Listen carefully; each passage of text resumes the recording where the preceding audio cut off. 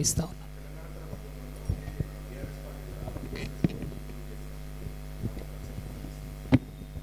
వాళ్ళు చేసినప్పుడు చూద్దాం కదా, ఇన్ని రోజులు అయితే జయంగా నేను చూడలేదు. మరి ఏం ఉద్యమం చేస్తారో, ఎక్కడ చూస్తారో, కార్యాచరణ దిగినప్పుడు చూద్దాం.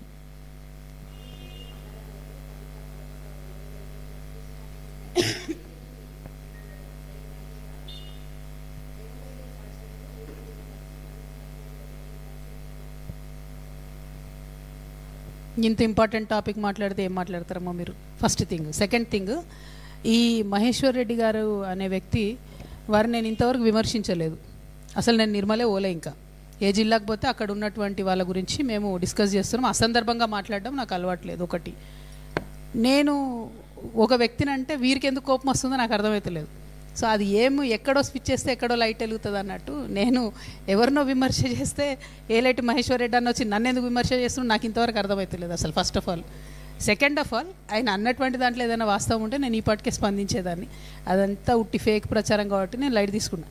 మామూలుగా ఏదో సోషల్ మీడియాలో టైంపాస్కి ట్రోల్ చేసి అకౌంట్లు పెట్టే డేటా తీసుకొని భారతీయ జనతా పార్టీ యొక్క ఫ్లోర్ లీడర్ గారు మాట్లాడడం అంటే చాలా అన్యాయం.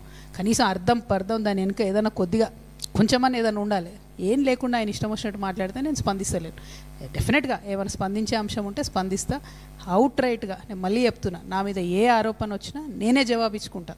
కొంతమందిలాగా నేను దాచుకోవడాలో, నేను మళ్ళీ చెప్తా తెల్లారి చెప్తా అనడం కుదరదు. నా మీద వస్తే ఆరోపణ నేనే చెప్తా. Thank you.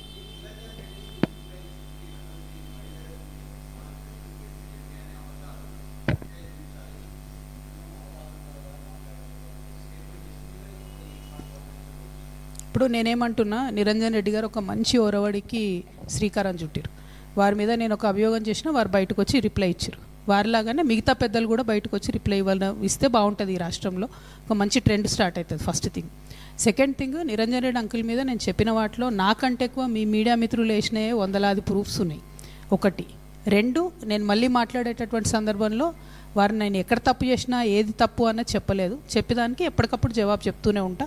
ఇప్పుడు నేను దాని మీద మాట్లాడట్లే బ్రదర్. బట్ రేపు ఎల్లుండి ఎప్పుడు సందర్భం వస్తే అప్పుడు నేను ఎక్కడైనా తప్పు అలిగేషన్ చేసినా అనుకుంటే డెఫినెట్గా దాన్ని నేను జవాబిస్తాను.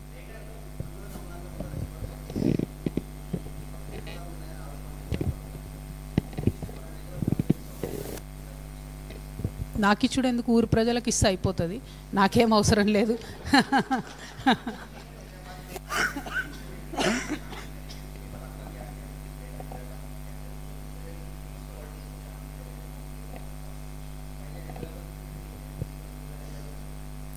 देखिए साहब, अब रेवंत रेड्डी साहब का जहाँ तक मुझे लग रहा है कोशिश ये है कि ज़्यादा से ज़्यादा अर्बन एरिया दिखाना है, उसके थ्रू कुछ डेवलपमेंट होता बोल के उन्हें कोशिश कर रहे हैं.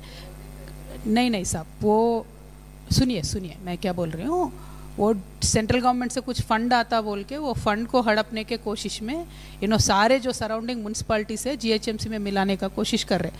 लेकिन पहली बात यह है कि सेंट्रल गवर्नमेंट उतना फंड नहीं देता कभी भी.